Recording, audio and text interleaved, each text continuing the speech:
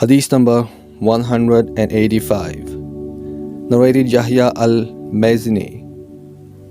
A person asked Abdullāh bin Zayd, who was the grandfather of Amr bin Yahya, "Can you show me how Allah's Apostle used to perform ablution?"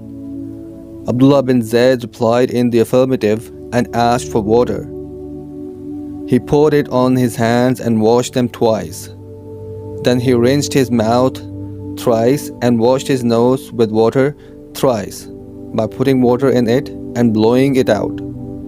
He washed his face thrice, and after that he washed his forearms up to the elbows twice, and then passed his wet hands over his head from its front to its back and vice versa. That is, beginning from the front and taking them to the back of his head up to the nape of the neck, and then brought them to the front again from where he has started and washed his feet up to the ankles. Hadith number 187. Narrated Abu Juhayfa.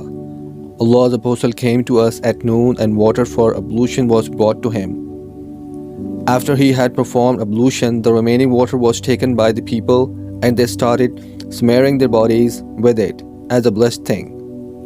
The Prophet peace be upon him offered 2 rakat of the Zohar prayer and then 2 rakat of the Asr prayer, while a short spear or stick was there as a sutra in front of him.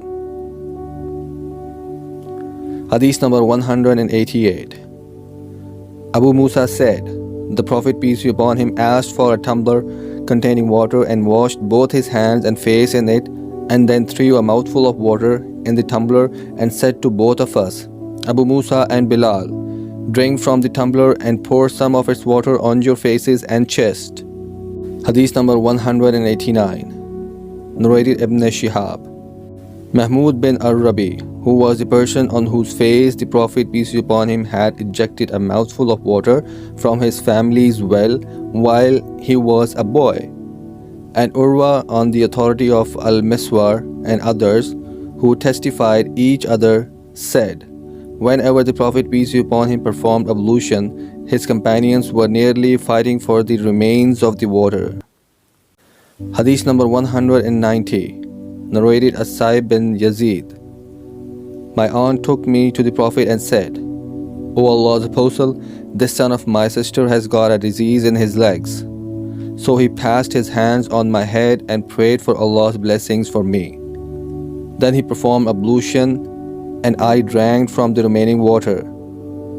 I stood behind him and saw the seal of prophethood between his shoulders, and it was like the Zir al-Hijla, means the button of a small tent, but some said eggs of a partridge, etc.